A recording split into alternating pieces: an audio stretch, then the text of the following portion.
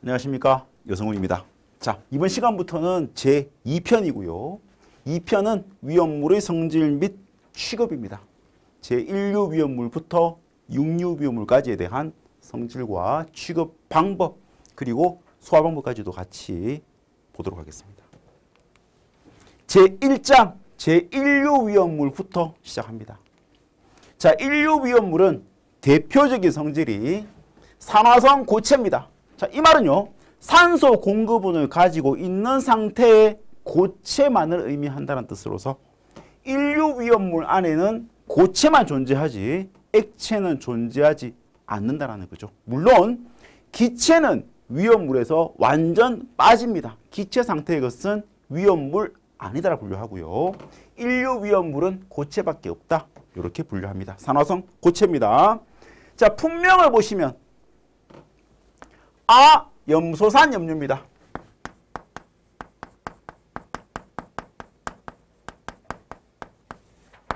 두 번째는 아자를 빼고 그냥 염소산 염류입니다. 세 번째 앞에다가 과를 붙였네요. 과 염소산 염류입니다. 그 다음에 4번에 있는 무기과산화물 잠깐 제외시켜 놓고 다섯 번째 브롬산 염류, 여섯 번째 질산 염류, 일곱 번째 요드산 염류입니다. 그리고 과망간산 염류와 중크롬산 염류. 자, 이렇게 되죠. 자, 근데 이 명칭들을 보시면 과염소산 염류, 염소산 염류, 염산이죠. 죄송합니다. 자, 염소산 염류, 염소산 염류, 과염소산 염류, 브롬산 염류, 질산 염류, 요드산 염류, 다음에 과망간 산염류, 중크롬 산염류로 분류가 되는 겁니다. 그런데 1류 위험물의 품명들이 자, 이런 패턴으로 이름을 붙이다 보니까 얘네들은 다 1류임을 알 수가 있겠지만 여기 4번에 있는 무기과산화물 얘만큼은 이런 패턴이 아니라는 거죠. 그래서 요거는 따로 1류 위험물이구나라고 알아두셔야 되는 부분이라는 얘기입니다. 그 다음에 지정수량이라는 것을 한번 볼 텐데 지정수량이란 간단하게 말해서 허가 기준입니다. 허가를 받아야 하는 기준. 자, 이 말은 여기에 있는 네 가지의 품명들은 하루에 50kg만 취급을 해도 허가를 받아야 한다는 뜻이고 300kg은 이 세 가지는 하루에 300kg을 취급했을 때 허가를 받는다는 뜻이고 1000kg이라는 뜻은 하루에 1000kg을 취급했을 때 허가를 받는 것이라서 요만큼만 취급해도 허가를 받아야 하는 물질이 더 위험하겠죠. 따라서 지정수량은 품명별로 다 암기를 하셔야 되고 지정수량은 작을수록 더 위험하다고 판단할 수가 있습니다. 그리고 옆에 보니까 위험 등급 나와 있습니까? 자, 위험 등급은 원래 위험물 안전관리 법령상에서는 운반 기준입니다. 운반을 할 때 얘가 위험 등급 1인지, 2인지, 3인지를 나타내는 것인데 저장 취급할 때 마찬가지로 지정수량이 적을수록 더 위험하기 때문에 위험 등급 또한 1이고 여기는 2고 이건 3이다. 이렇게 분류할 수가 있습니다. 여기까지 염소라는 글자, 염소산이라는 글자가 들어가 있는 이 세 가지와 함께 무기과산화물은 지정수량이 50이죠. 지정수량이 50kg이고 나머지 브롬산, 질산, 요드산 염류는 3개 있으니까 300kg이고 그리고 과망간산 염류와 중크롬산 염류는 중간에다가 체자 한 개를 끼우겠습니다. 그래서 과체중이죠. 앞 글자를 따면 과체중. 누구 떠오릅니까? 저 떠오르죠. 과체중. 그래서 지정 수량이 1000kg이다. 위험 등급 1, 위험 등급 2, 위험 등급 3으로 분류한다는 겁니다. 자, 이까지가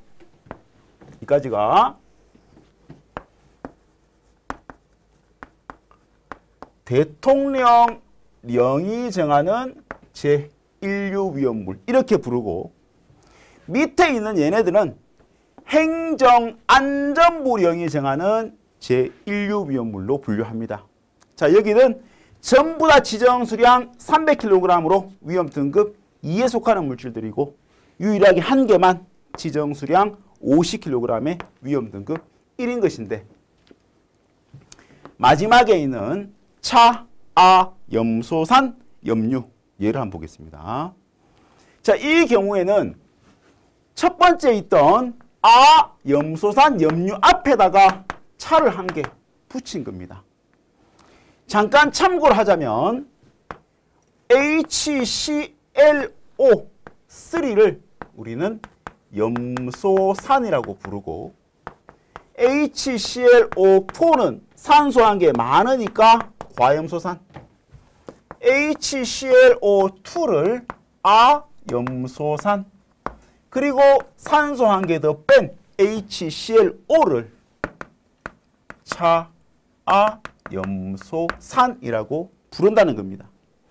뒤에 나오겠지만 인류 위험물들은 이러한 염소산들에서 수소를 제외시키고 그 자리에 금속을 넣어줬을 때가 바로 인류 위험물로 바뀌니까, 여기 나와 있는 염류라는 것들은 다들 금속이 칼륨, 나트륨 이런 금속들을 모아서 염류라 부르거든요. 그래서 이 염소산 종류들 중에서 수소를 빼고 금속을 집어넣으면 염소산에 대한 염류가 만들어지는데, 그 중에서 차아염소산 염류는 행정안전부령이 정하는 인류위험물이고, 나머지의 아염산염류와 그냥 염산염류와 앞에 과를 붙인 과염산염류는 대통령령이 정하는 제1류위험물이다. 맞습니까? 이렇게 분류할 수 있다는 얘기입니다.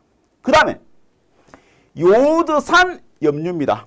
여기 보면 요오드산 염류가 있습니까? 이 앞에다가 과를 붙인 것은 행정안전부령이 정하는 위험물이고, 그 다음에 뒤에 염류는 없지만 요오드산 앞에 과를 붙인 과, 요오드산도 인류더라.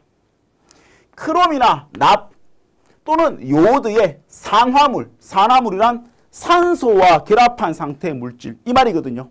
예를 들어서 크롬이 산소와 결합되어 있으면 그건 바로 크롬의 산화물로서 제1류위험물인데 행정안전부령이 정하는 1류위험물이다. 다음에 질산염류가 여기에 있는데, 얘는 과가 아니라 아를 붙입니다. 아, 질산염류가 해당이 되고, 염소화 이소시아눌산, 얘는 명칭이 좀 어렵죠. 어쨌든 간에 염소화 이소시아눌산은 1류위험물이다. 외워둡니다. 그리고 포옥소 이황산염류와 포옥소 붕산염류인데, 포옥소라는 말은 과산화로 해석을 할 수가 있습니다. 그래서 이 두 가지에 대한 물질들도 역시 인류위험물들이다. 자, 이렇게 인류위험물을 전체적으로 구분을 할 수가 있습니다. 얘는 시험에 자주 나오는 부분들이고, 여기에서는 뭐가 중요하고 뭐가 중요하지 않다라는 것을 따로 구분할 수 없을 만큼 각각의 물질명에 대해서 얘가 면류일까 혹은 인류가 맞나 안 맞나를 묻는 문제들을 출제를 하기 때문에 꼭 구분해서 종류별로 알아두도록 하겠습니다.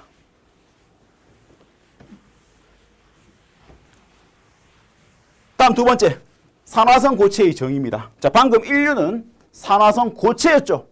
이 인류위험물을 정의를 할 때 인류위험물에는 고체밖에 없다. 이걸 증명을 해야 되는데, 여기서 고체와, 자, 고체에서 고체로서로 시작합니다.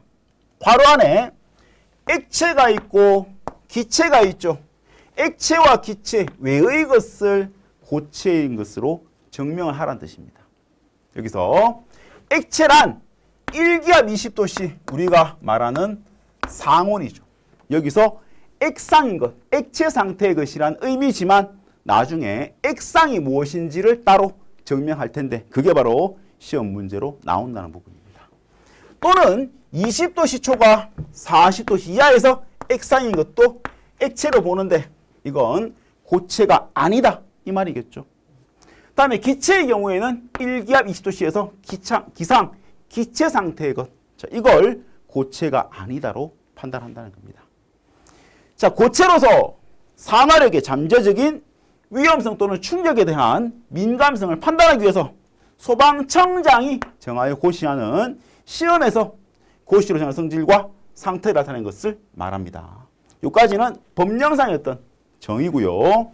자, 이제 우리가 숫자하고 몇 가지를 암기를 해야 될 부분이 바로 뒤에 나와 있는 문장이죠.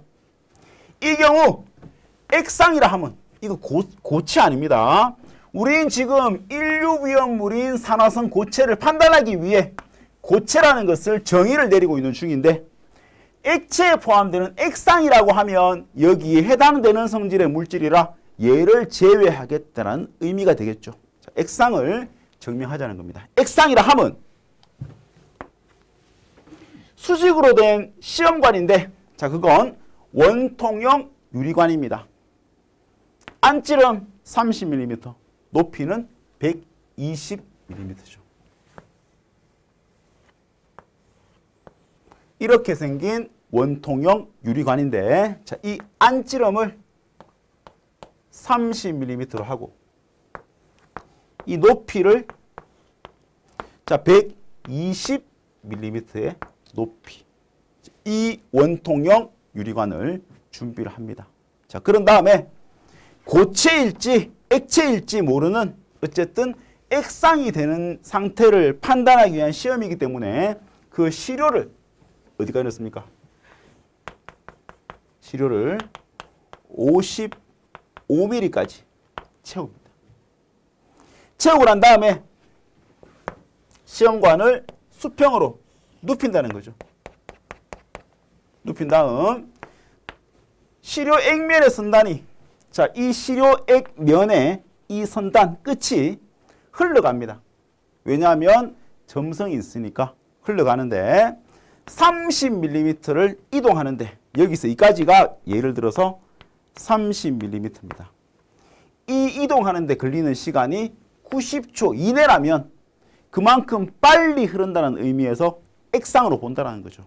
그런데 90초보다 더 시간이 걸리면은 잘 흐르지 않는 고체로 판단할 수 있다는 뜻이 되겠죠. 그래서 액상에 대한 정의를 내릴 때 이 그림을 연상하시면은 수치들과 함께 시험에 나오더라도 풀 수 있는 그런 부분이 되겠다는 겁니다.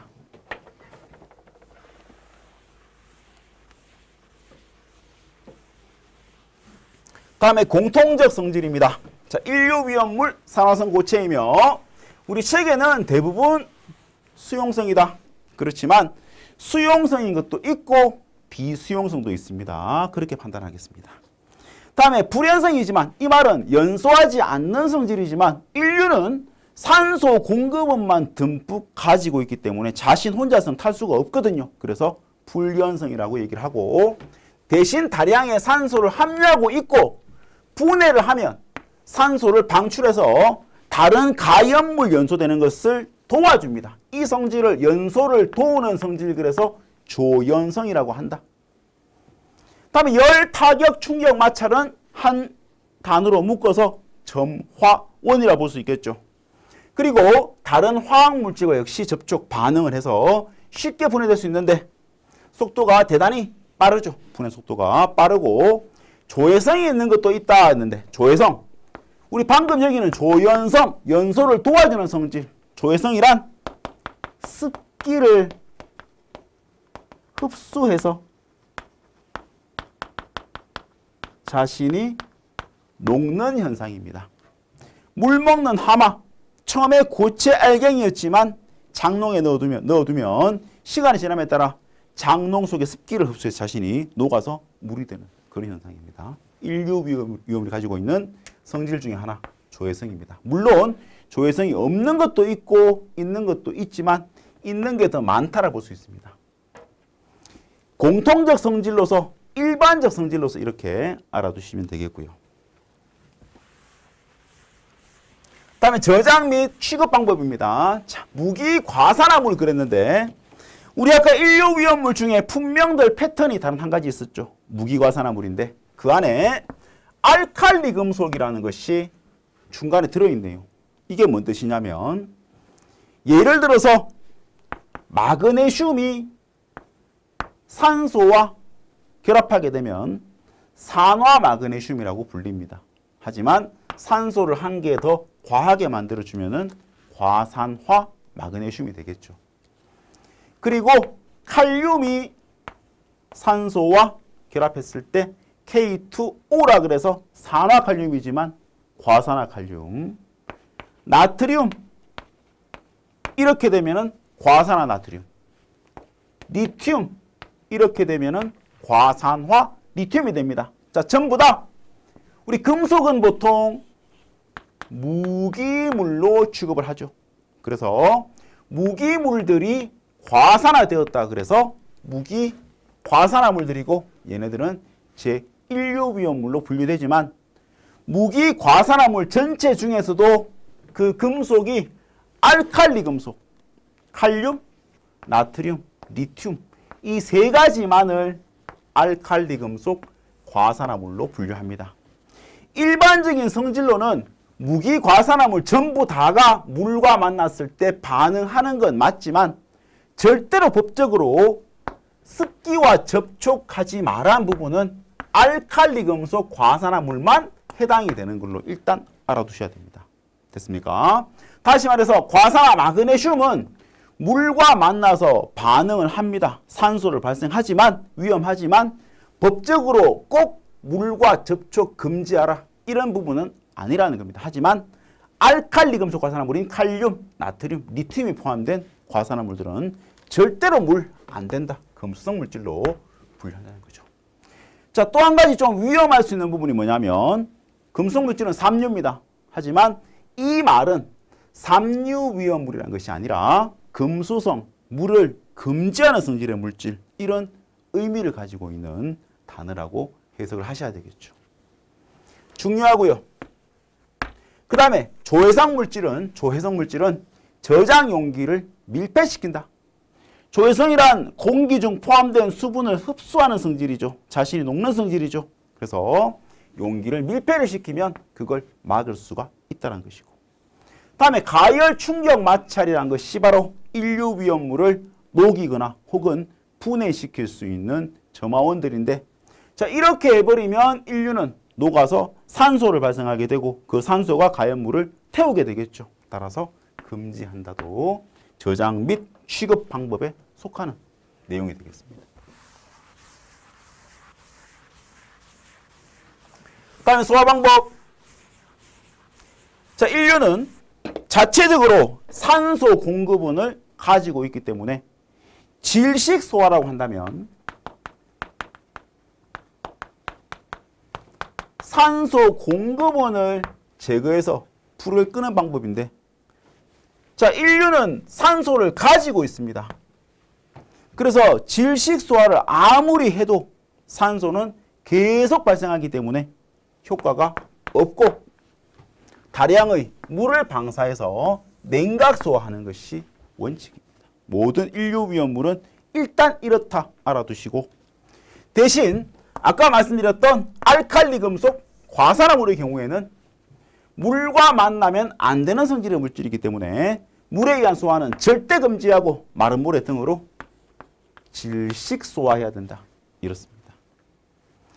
다음에 자체적으로 산소를 함유하고 있어서 식소화는 효과가 없고 물을 사용해서 냉각 소화한다. 말씀드린 내용이죠. 이렇게 소화 방법이 정리되겠습니다. 자, 이제 각각에 대한 품명들을 알아보겠는데 우리가 보통 유별이라고 했을 때는 제1류 위험물이다. 다음에 품명이라고 하면 예를 들어 여기 나와 있는 염소산, 염류가 되겠죠. 근데 이 분명 안에 아염소산 나트륨도 있을 수 있고 혹은 아염소산 칼륨도 있을 수 있습니다. 그래서 분명 내에 속하는 여러 가지 실제 물질의 이름들을 그냥 물질명이라고 구분해서 아염소산 나트륨 혹은 아염소산 칼륨 이런 것들은 아염소산 염류라는 분명에 속하는 물질들이다라고 얘기할 수가 있다는 겁니다. 화학식 보겠습니다. 근데 먼저 아염소산 염류란 그 정의가 아염소산의 HClO2의 수소가 이 수소가 금속으로 치환된 화합물이다 그랬습니다. 금속이란 칼륨도 있고 나트륨도 있고 주로 인류 위험물에서는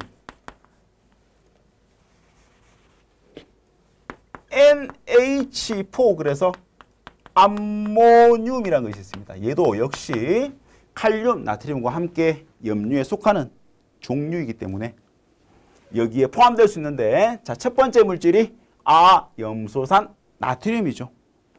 HClO2에서 H를 빼고 그 자리에 금속을 집어넣었습니다. 그래서 NaClO2인데 우리 책에는 대부분 물질들에 대해서 분자량을 이렇게 표시를 해뒀는데 지금 이 분자량이 왜 이런지 한번 설명드리고는 그 다음부터는 모두 다 그 원리에 따라서 정해지기 때문에 굳이 강의에서는 언급하지 않도록 하겠습니다. 그리고 뒤에 있는 소수점 얘는 쓰레기 버릴 수도 되겠습니다. 버릴 수도 있는 그런 부분이라 무시하시면 되겠습니다. 자, NaClO2 봅니다. 나트륨은 원자번호 11번이라서 원자량 23이죠. 11 곱하기 2에다가 11이 홀수니까 1을 더한단 말입니다. 35.5라는 염소의 원자량과 함께 O2는 32가 되죠.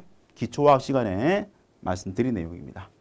이걸 계산하면 90.5라는 분자량이 나오기 때문에 이렇게 표시가 되어 있다는 것이죠. 그 다음에 이 물질은 고체 상태이다. 모든 인류 위험물은 다 뭐라 했습니까? 고체밖에 없다 그랬죠. 맞고요. 다음에 인류 위험물의 색깔 거기다가 무색 또는 백색도 있습니다. 그런데 몇 가지가 예외적으로 적자색, 흑자색 뭐 이런 것들이 존재하긴 하는데 그때 가서 각 물질마다 필요한 경우 언급을 하겠습니다. 다음에 분해 온도입니다. 자, 분해 온도는 책마다 다 다른 온도거든요.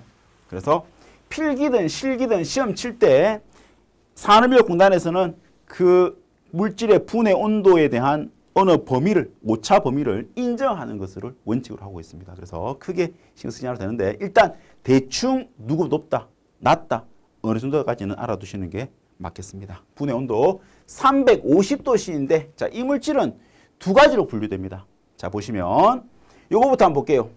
물론 조회성이 있고 무색 결정 분말이고 수분을 함유한 상태에서는 130에서 140도씨에서 분해합니다. 뭔 뜻일까요? 공기 중에 포함된 수분을 빨아들이는 것이 조회성인데 그게 있으니까 그렇게 빨아들였다면 분해 온도가 130에서 140도였습니다. 하지만 무수물, 수분이 없는 상태는 350도씨에서 분해를 하죠. 따라서 조회성이 있는 물질이 수분을 빨아들이면 얘는 낮은 온도에서도 분해를 해서 위험해지기 때문에 그렇게 하지 말라는 뜻이고 얘는 350도씨 분해 온도라고 일단 알아두시면 되겠고요. 그 다음에 산과 반응하여 산이라는 것은 염산, 황산, 질산 이런 것들이죠. 만나면 이산화염소, 숫자 2 산소의 산화 염소, 이산화염소라는 독성가스를 발생합니다. 굉장히 중요한 내용입니다. 인류 위험물에 속하는 염소산 혹은 아염소산 염류들이 혹은 과염소산 염류들이 어쨌든 염소산이라는 글자 들어가 있는 염류들이 산을 만나면 전부 다 이산화염소 나옵니다. 밑에 보니까 수용액 상태에서도 강력한 산화력, 당연하죠. 산화성 고체니까 산화력, 다른 가연물 태우는 힘이 강하다 이 말입니다. 반응 시간 볼게요. 자, NaCl O2가 바로 염소산 나트륨. 자, 이 물질을 염산과 반응합니다. 산과 반응시킵니다. 그러면 NaCl 뚝 떨어집니다. 그런 다음에 방금 말씀드렸던 이산화염소 ClO2 나오고요. 그리고 육류위험물인 과산화 수소가 발생하게 되는 겁니다. 육류위험물인 과산화 수소가 발생합니다. 자, 모든 반응식은 개수를 맞춰야 하거든요. 여기서 수소 몇 개 있습니까? 2개 있네요. 그래서 여기도 수소 2개를 만들어주기 위해서 앞에다가 2를 곱해줍니다. 자, 그런 다음에 염소가 2개 돼버렸습니다. 여기도 염소를 2개 만들어주죠. 다음에 산소는 2 곱하기 2는 4가 되고 여기에 2개 있으니 합하면 6이 되겠죠. 그래서 산소를 6을 만들어주기 위해 앞에다가 3을 곱해주면 NaCl 또한 통째로 3개 되니까 여기도 3을 곱해서 3개 만들어줍니다. 자, 이제 산소와 수소와 염소 개수 모두 다 같아졌죠. 그래서 밑에 있는 저 반응식이 완성이 되는 그런 원리가 되는 겁니다.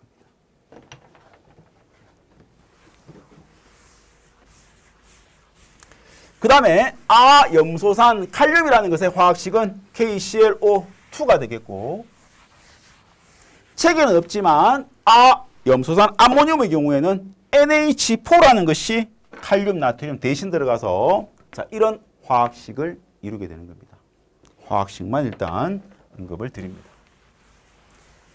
자, 두 번째 분명인 염소산 염료의 경우에는 HClO3라고 하는 염소산의 수소 요거 대신에 역시 금속이 치환된 상태의 물질 이 말이죠.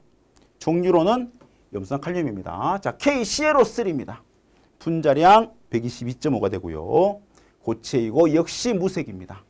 분해 온도 요거는 외워두세요. 400도씨 암기해야 됩니다. 자, 무색도 되지만 백색 분말 상태도 존재할 수 있고요.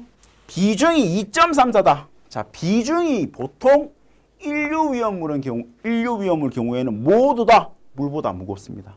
물보다 가벼운 물질이 없어서 비중이 1 이상인데 얘는 2.34점 되더라. 이렇게 알아두시고 요것도 알아둡니다. 다음에 온수 및 글리세린에만 녹고 냉수나 알코올에는 녹지 않는다 그랬습니다. 모든 인류위험물 통틀어서 온수 및 글리세린에만 녹는 것은 염소산 칼륨이더라. 이렇게 이 물질 자체 알아둡니다. KClO3는 요거에만 녹고 나머지는 안 녹더랍니다. 다음에 완전 열분해. 자, 책에 있는 동그라미 5번 이런 것들이 만약 강의에서 언급되지 않으면 걔네들은 빼주세요. 필요 없습니다. 강의에 말씀드린 내용만 공부하시면 되겠습니다.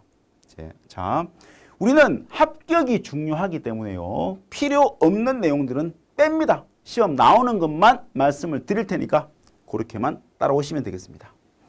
분해 반응식 봅니다. 자, KClO3입니다. 이것도 앞으로는 우리 앞에서 산과의 반응식 이런 거 말고 그냥 인류에 열을 가했습니다. 얘는 녹아서 분해돼 버립니다. 그때 모든 인류 위험물은 반드시 뭐 나온다? 산소입니다. 산소입니다. 그래서 산소 O2라고 표시하죠. 산소 기체가 발생한다는 얘기입니다. 이때 KCl은 자기들끼리 결합이 강합니다. 왜냐하면 주기율표상 칼륨은 플러스 1가원소고 염소는 마이너스 1가원소라 둘은 굉장히 결합력이 크죠. 그래서 산소가 얘들 둘만 놔두고 나와도 안심할 수 있기 때문에 그냥 KCl 그대로를 유지하고 있는 거죠. 이름은 염화 칼륨이 되겠습니다. 그리고는 산소가 발생했으니까 개수 맞춰보면은 자, KCl 1개고 KCl 1개인데 산소가 3개란 말입니다. 여기는 2개 있죠. 그래서 3개를 맞추기 위해서는 1.5를 곱해줍니다. 반응식 한번 보세요. 위에 있는 반응식이 자, 이거랑 같은 반응식인데 교재에 보시면은 이렇게 안 돼 있고 박스 안에 있는 반응식입니다. 앞에다가 2를 다 곱한 상태인데 왜냐하면 1.5라고 하는 소수를 나타내지 않기 위해서 곱하기 2를 합니다.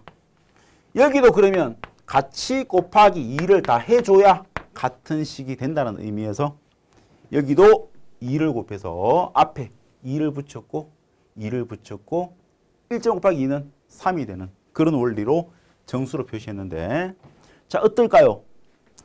우리 강의에서는 전부 다 이렇게 쓰지 않고 이렇게 쓸 겁니다. 만약에 시험 문제의 조건에서 염소산 칼륨이 이물이 있다라는 조건이 있다면 어쩔 수 없죠. 당연히 이 식이 맞지만 별도의 조건이 없다면 위에 있는 식도 맞다라는 겁니다. 자, 왜 위에 있는 걸 쓰냐면 가장 약분에서 제일 단순한 반응식이었을 때 계산 문제가 나왔다면 이 식까지 계산해야지만 숫자가 줄어드는 것이지 숫자가 많아질수록 계산 문제는 복잡해집니다.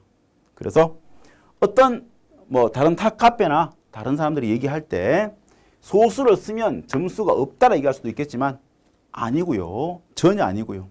소수 상관없습니다. 다 통용되고 단지 반응식에서 숫자는 화살표 왼쪽의 원소의 합과 오른쪽 원소의 합이 같다라는 것만 증명이 되면 되니까 아무 의미 없이 우리는 요 위에 있는 가장 단순한 식으로 가도록 하겠습니다.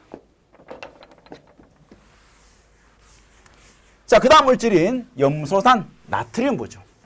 얘는 NaClO3가 되겠죠. 분해 온도 300도입니다. 이것도 알아두시고요. 조회선이 크고 알코올 에테르에 물에 잘 녹는다. 자, 방금 염소산 칼륨이 있었을 때는 절대 물에 안 녹았죠. 온수 및 글리세린 녹는다 그랬습니다. 하지만 염소산이라는 글자와 함께 칼륨이 아닌 나트륨이나 암모늄이 오면 그때는 물에 녹는다. 물에 녹으면 나머지에도 잘 녹는 편이더라. 그렇지 않을 수도 있겠지만 그렇게 일단 알아둡니다.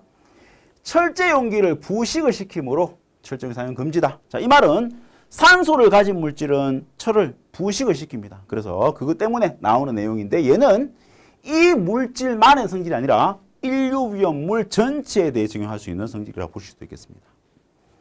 산과 반응하면 아까 했듯이 유독한 이산화탄소 발생한다. 역시 맞습니다. 독성 가스이고 폭발성일 수도 있습니다.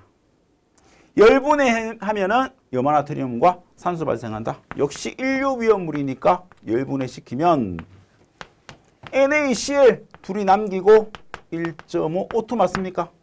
O 3개니까 1.5 곱해서 2를 곱하면 3이 된다는 개념이죠. 그리고 모든 항에다가 2를 곱해주면 박스 안에 있는 반응식을 완성할 수가 있습니다. 염소산 암모늄이네요. 자, 화학식 NH4를 제일 앞에 넣고 ClO3입니다. 다들 고체 상태고 얘는 몇 도입니까? 100도씨네요. 염소산 칼륨은 400도씨였고 나트륨은 300도씨대였고 얘는 100도씨대네요. 그래서 앞으로 시험에서도 염소산이라는 글자와 함께 암모늄 들어있을 때의 온도가 가장 낮은 분해 온도이다라고 알아둬도 되겠습니다. 자, 이번에는 과염소산 염류입니다. 자, 과염소산 염류가 되겠습니다.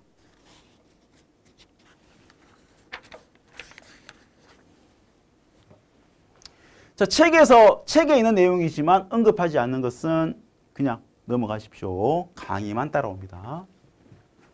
이번에 앞에 과가 붙었죠. 여기는 과염소산의 수소 대신에 금속으로 치환한 것인데 KClO4 과염소산 칼륨이겠죠. 분해 온도 역시 400도입니다. 염소산과 함께 칼륨 들어있으니까 400도더라. 이렇게 외워주시기 바라고요. 여기도 염소산이라는 글자와 함께 칼륨이 들어있으니까 물에 녹지 않는답니다. 그리고 알코올 에테르에도 안 녹고 한 가지만 400도씨 분해 온도인데 시작해서 완전 열분해하는 온도가 610도가 되는 것이 바로 이 물질이죠. 과염소산 칼륨이다라고 이 문장 하나 따로 외워둡니다. 610도에서 완전 분해하는 물질, 인류위험물은 과염소산 칼륨. 책에 600돼 있습니다. 600 아니고요. 610이라고 알아두세요. 자, 분해 온도, 분해 반응식 KCl. 아니구나. KCl5죠. 5가 분해하면 역시 KCl과 함께 산소가 발생하는데 이때는 4를 만족해야 되기 때문에 2 곱하기 2가 돼서 2몰이 만들어지는 겁니다.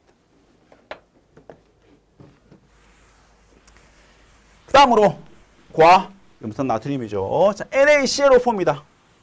나트륨 들어갔고요. 자, 얘는 분해 온도 역시 얘는 400도입니다.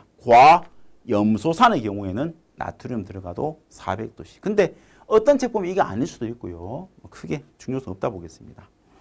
나트륨이 들어가 있는 염소산 혹은 이건 과염소산에 대해서 칼륨이 아닌 나트륨 들어왔죠. 그래서 염소산이 든 상태의 물질인 나트륨이 포함된 물질은 물에 잘 녹고 다른 것들에는 녹지 않는다. 이것도 다르죠. 일단 물에 잘 녹고만 알아둡니다. 그 다음에 유기물 그러면 탄소를 가진 혹은 수소를 가진 탄소와 수소를 가진 가연물을 얘기하는 거죠. 여기 위에 혼합했을 때 점화원이 있으면 폭발하는 건 너무나 당연한 얘기고 얘도 분해 온도 400도 이상에서 분해되면서 산소 나온다라는 성질입니다.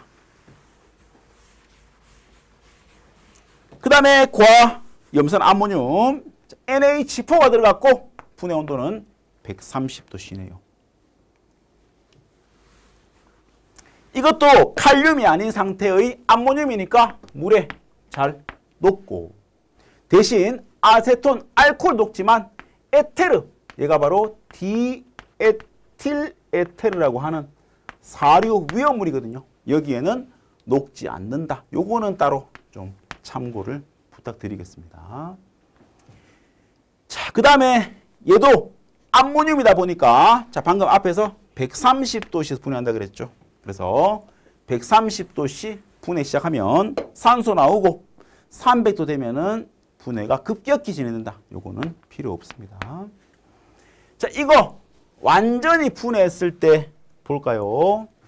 NH4ClO4입니다. 분해하면 N이 있으니까 질소 나오고 염소 있으니까 염소 가스 Cl2 나오고 인류 위험물이니까 산소 나오고 수소를 처리할 수가 없습니다. 왜냐하면 보통은 수소가스가 발생하는 건 인류 위험물에서는 불가능합니다. 왜냐하면 수소는 폭발성이거든요. 절대 안 나오고요.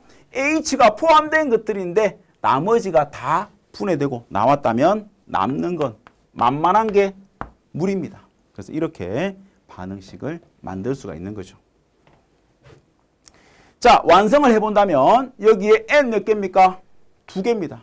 그래서 앞에다가 2를 곱해준다면 염소도 2개죠. 여기에 2개 만족합니다.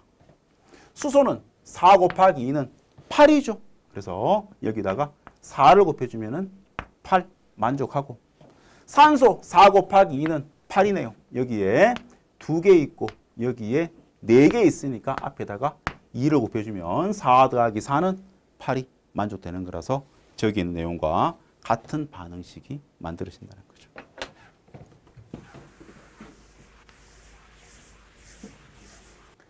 자, 다음에 4번입니다. 무기과산화물 보겠습니다. 자, 이건 과산화수소. 얘가 제6류 위험물인데 과산화수소에 수소 있죠. 요거 H. 얘가 금속으로 치환된 화합물을 말하는 겁니다. 첫 번째로 과산화 나트륨 나와 있습니까? 자, 화학식 보시면 H 대신에 NA를 넣었으니까 Na2O2 이렇게 만들어지겠죠. 그 다음에 대부분 인류 위험물 색깔은 무색이나 백색이었지만 얘만큼은 황백색입니다. 색깔이 달라집니다. 다음에 분해 온도는 융점과 같거든요. 융점이 녹는 점인데 460도씨에 녹아서 460도씨에서 분해를 시작하는 그런 물질입니다. 자, 상온에서 물과 격렬히 반응해서 아까 우리 인류위험물 처음 시작할 때 말씀드렸던 내용이죠. 자, 이 물질은 알칼리 금속인 과산화물 맞습니까? 과산화 나트륨이니까 나트륨 알칼리 금속이고 알칼리 과산화물은 물과 만나서는 안 된다 그랬죠. 그럼 여기서 왜 물과 만나면 안 되는지를 한번 반응식과 함께 보자라는 겁니다. 물 만나면 뭐 나온답니까? 산소 나온다네요. 나머지 인류들은 열을 가했을 때만 산소를 발생해서 위험하지만 이 과산화 나트륨, 과산화 칼륨 등은 물과 만났을 때에도 산소를 발생하는 위험성이 있기 때문에 다른 인류와는 다른 성질입니다. 자, 반응식 봅니다. Na2O2입니다. 그리고 물과 만나게 해보죠. 여기서 우리는 반응식 중에 하나의 불변의 진리를 알게 되는데 일단 금속이 포함된 상태의 물질이 물과 만나면 그 금속은 물이 가지고 있는 수소를 밀어내버립니다. 일반화학에서 배웠던 이온화 경향이라는 부분을 응용할 텐데 자, 칼륨, 나트륨 등의 대부분 금속들은 수소보다 힘이 세기 때문에 수소를 밀어내버린다는 거죠. 그러면 나트륨은 수소를 한 개 밀어내버렸습니다. 남는 건 수소 한 개랑 O 한 개가 남아있죠. 그래서 그걸 OH, 수산기라 불리는 OH기를 나트륨이 차지하게 되는 겁니다. 이름은 수산화 나트륨이라고 불리고요.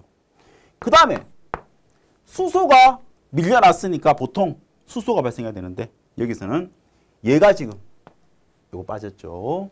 과산화 상태다 보니까 수소를 흡수해 버립니다. 인류에 수소 안 나오니까 과산화 나트륨은 과산화 상태이기 때문에 수소 발생되는 것을 흡수해서 그냥 바로 과한 산소를 내버린다는 거죠. 따라서 인류 위험물인 과산화 나트륨은 물과 만났을 때 수산화 나트륨과 함께 산소를 발생한다. 정리하겠습니다. 나트륨 두 개네요. 여기도 앞에 2를 곱해주면 수소 두 개입니다. 여기에 두 개입니다. 산소 두 개, 한 개 더하면 총 3개인데 여기에 두 개, 네 개니까 0.5를 곱해서 하나로 만들어주면 3개를 맞출 수가 있겠죠. 그래서 이렇게 이루어지고 2를 곱한 상태가 이 반응식이 되겠죠. 그 다음에 두 번째로는 얘는 이산화탄소를 만나도 역시 뭐 나옵니까? 산소 발생합니다. CO2 만나도 산소 발생한다. 이렇게 알아둡니다. 자, 반응식 Na2O2라는 것이 CO2를 만났을 때는 주로 금속이 CO2를 만나면 얘가 탄산기가 되면서 나트륨은 CO3라고 하는 탄산을 만나게 됩니다. 차지하게 됩니다. 그때 CO3는 이가운소로서 이렇게 나트륨한테 2를 줘서 탄산 나트륨 화학식이 Na2CO3가 되고 이때 역시 얘가 인류의 과산화물이니까 뭐 나오더라? 산소 발생하더라. 이 말이죠. 나트륨 두 개입니다. 여기도 두 개입니다. 탄소 한 개래요. 여기도 한 개입니다. 산소가 두 개, 네 개니까 세 개, 두 개, 5개라서 0.5를 곱해 한 개로 만들어준다는 개념. 이렇게 만들 수 있죠. 자, 지금까지는 인류 위험물이라서 전부 다 산소가 발생했지만 요거 하나만 달라집니다. 앞에서 잠깐 봤지만 산과 반응했을 때 산이라는 것이 염산, 황산, 질산 등이 되겠죠. 자, 질산과 반응했을 산과 반응했을 때 과산소 발생한다. 자, 이 말은요. Na2O2가 이번에는 산 중에서도 초산이죠. 아세트산 CH3COOH랑 만났을 때는 나트륨은 수소를 이거 밀어내버립니다. 그래서 CH3COO 뒤에 수소 대신 나트륨 들어가서 아세트산 나트륨 또는 초산 나트륨이라는 물질을 만들어냅니다. 그러면서 이번에는 산이 가지고 있던 수소가 밀려나면서 산소랑 결합을 하는 바람에 산소가 아니라 제6류위험물인 과산화 수소를 발생하더라. 이렇게 돼야 된다는 거죠. 그래서 1류위험물 중에 알칼리 금속 과산화물들은 산을 만났을 때에는 뭐 나오더라? 6류위험물인 과산화 수소 발생하더라. 나머지는 전부 다 산소 나오더라. 되겠습니까? 나트륨 2개네요. 여기도 앞에 2를 곱해주면 요거 전부 다 2개 되니까 이 앞에다가 2를 곱해주고 H 2개, O 2개니까 과산화 수소 맞다는 거죠. 다음에 열분해하면 당연히 1류니까 아까 앞에서도 염소산, 염류들도 열분해하면 산소 발생했었죠. 자, Na2입니다. 자, Na2O2가 열분해하면 자, 이게 지금 과산화 나트륨이죠. 당연히 과한 상태에 있는 산소가 열분해하면 떨어져 나오는 거라서 산소를 빼고 나면 남는 것은 Na 만 남는 게 아닙니다. 이때는 산화 나트륨이라고 하는 과했던 부분이 빠지는 거라서 Na2O가 만들어지고 그리고 산소가 나온다는 거죠. 나트륨 2개네요. 여기도 2개입니다. 산소 2개인데 여기는 3개니까 0.5를 곱해주면 저식이 나온다는 거죠. 그래서 물 뿌리면 금물이고 마른 물의 등으로 소화한다. 이렇게 정리할 수 있겠습니다. 과산화칼륨은 화학식이 K2O2가 되겠고 색깔은 약간 오렌지색 계열입니다. 색깔은 무색 또는 오렌지색 상태가 되고 이것 역시 알칼리 금속 과산화물이니까 물과 만났을 때 산소 발생합니다. 똑같은 원리죠. 자, K2O2가 물을 만나면 금속 칼륨은 수소를 밀어내서 KOH를 만들어내고 그리고 과산화되었으니까 산소를 발생한다. 수소는 흡수해버립니다. 자, K가 2개네요. 그래서 앞에 2를 곱해줍니다. 수소 2개입니다. 여기에 2개고 다음에 산소 2개, 3개 되는데 2개, 4개니까 0.5를 곱해준다. CO2 만났을 때 똑같이 산소 나오겠죠. 해봅니다. K2O2 CO2를 만나면 칼륨은 금속은 탄산기를 결합을 시켜서 탄산칼륨 만들어내고 역시 뭐 나오더라? 산소 발생하더라. 맞습니까? 자, K 2개입니다. 여기도 2개입니다. 탄소 1개고 탄소 1개네요. 산소는 2개, 4개인데 여기는 3개, 2개, 5개니까 0.5를 곱해서 4개로 만들어주는 원리. 저렇게 되겠죠. 다음에 산과 반응했을 때 뭐 나오던가요? 6류위험물인 과산화 수소 발생했었죠. K2O2를 초산과 반응을 시키면 초산 뒤에 있는 수소를 밀어내고 칼륨이 차지해서 초산 칼륨이 만들어지면서 이때는 산과 만났을 때는 6류위험물인 과산화 수소 발생한다라고 외우자 그랬습니다. 자, 칼륨 2개 있으니까 이 칼륨을 앞에 2를 곱해 2개로 만들어주면 요만큼 전부 다 2개 되고 여기도 2개 만들어준다면 H 2개와 산소 2개가 이렇게 개수를 맞춘다는 거죠. 열분해 시 산소 나오는 것도 자, K2O2가 분해하면 산화칼륨이라는 것과 과한 산소가 나오는 것이라서 K 2개, K 2개, O 2개인데 O 3개니까 0.5를 곱해서 O를 1개 만들어줘서 2개를 맞춘다는 개념. 마찬가지 물 뿌리면 안 되고 마른 물 등으로 질식 소화하는 것이 원칙입니다.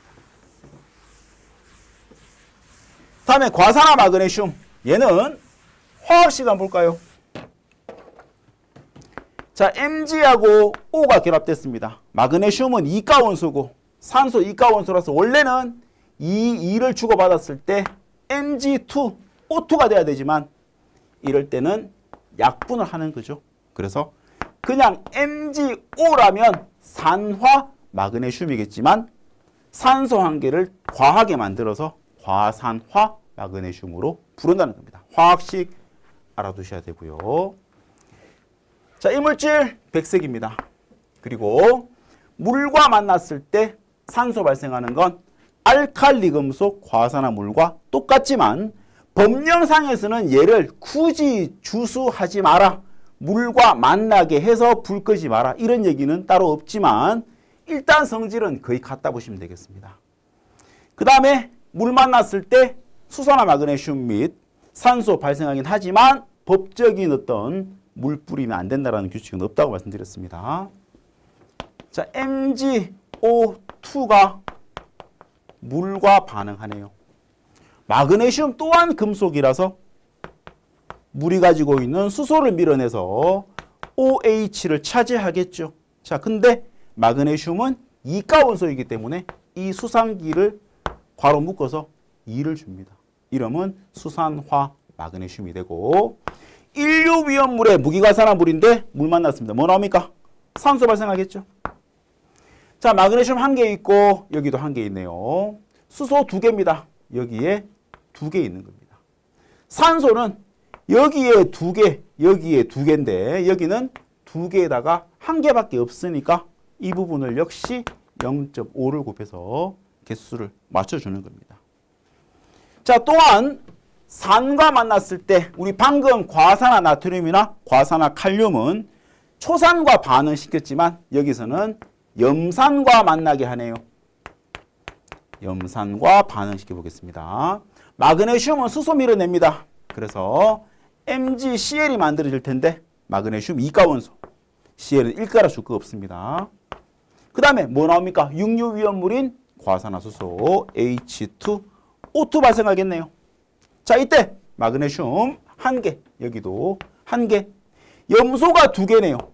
그래서 앞에다가 2를 곱해준다면 수소는 2개 되고 여기에 2개, 산소도 2개 되니까 H2O2가 만들어진다는 개념. 이렇게 반응식을 정리할 수 있겠습니다. 다음에 과산화 바리움은 바리움이 BA거든요. BaO2인데 얘는 암기를 알아둘게. 분해 온도하고 융점 알아둡니다. 이 2개를 문장에 포함시켜서 얘가 뭔지를 묻는 부분이 많아서 융점 450도씨와 분해 온도가 840도 무려 굉장히 높은 온도에서 분해되는 성질을 가지고 있다는 것 알아두시면 되겠습니다. 자, 이 물질 또한 이가원소로서 탄산가스 만나면 탄산염, 탄산바리움과 함께 산소 발생하는 같은 원리고요. 염산과 만났을 때에도 얘가 과산화 바리움이니까 무기과산화물, 과산화수 발생한다. 맞습니다. 가열도는 물과 만났을 때에도 산소 발생한다는 부분은 앞에서 했던 내용과 다 동일한 내용입니다. 그래서 얘를 가지고 반응식을 쓰시오는 잘 나오지 않기 때문에 앞에서 공부했던 내용을 적용시켜서 한번 응용해서 해보시면은 아, 그렇구나, 같구나라고 느낄 수 있는 내용입니다. 그래서 요거는 생략을 하고 이렇게 넘어가겠습니다. 자, 이까지가 지정 수량 50kg인 염산염료하고 그 다음에 염산염료하고 과가 붙은 과염산염료하고 무기과산화물까지 봤고요. 자, 다음 시간에 브롬산염료부터 다시 한번 보겠습니다. 대단히 수고했습니다. 감사합니다.